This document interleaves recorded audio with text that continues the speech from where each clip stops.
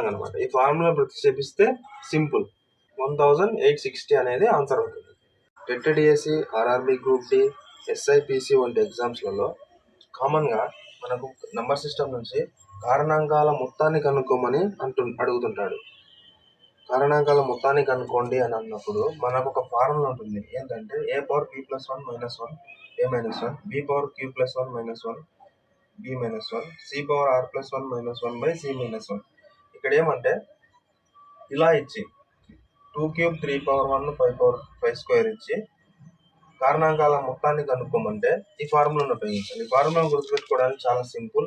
ఇక్కడ చూడండి, a minus 1 కింద a మైనస్ 1, దీనికి ఏకి ఏం కలపాలా? p plus 1 కలపాలా. b minus 1 b minus 1, కింద పైన b మైనస్ 1 b మైనస్ 1, పైన ఏంటి bకి q plus 1, c minus 1 c minus 1, పైన cకి r ప్లస్ 1. అంతే. ఇక్కడ a అంటే 2, b అంటే 3, c అంటే 5. ఈ పవర్స్ వాల్యూస్ అనేవి p q r అవుతాయి.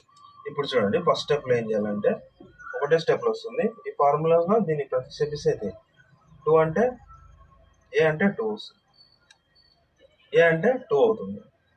p ప్లస్ 1 అంటే 3 plus 1 minus 1 by 2 minus 1 into 3 plus 1 plus 1 minus 1 by 3 minus 1 into 5 power 2 plus 1 minus 1 by 5 minus 1. ఏమవుతుంది చూడండి, 2 power 4 minus 1 by 1 into 3 square minus 1 by 2 5 cube minus 1 by 4. 2 power 4 అంటే 16 minus 1 అంటే 16 minus 1 15 అవుతుంది. Next 3 square 9 minus 1 8 by 2. Next 5 cube అంటే 125 minus 1 124 by 4. 2 4 జా 4 3 జా 4 1 జా. ఇప్పుడు ఏమొచ్చింది? 15 ఇంటూ 4 ఇంటూ 31 వచ్చింది. 15 4 జా 60 ఇంటూ 31.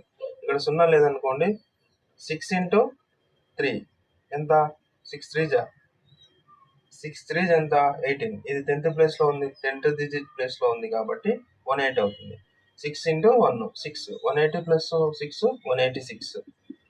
186. ఇక్కడ 0 ఉంది కాబట్టి 0. అంతే, ఆన్సర్ ఈజీ. ఈ విధంగా అనమాట. ఈ ఫార్ములా ప్రతిక్షేపిస్తే సింపుల్ 1860 అనేది ఆన్సర్ అవుతుంది.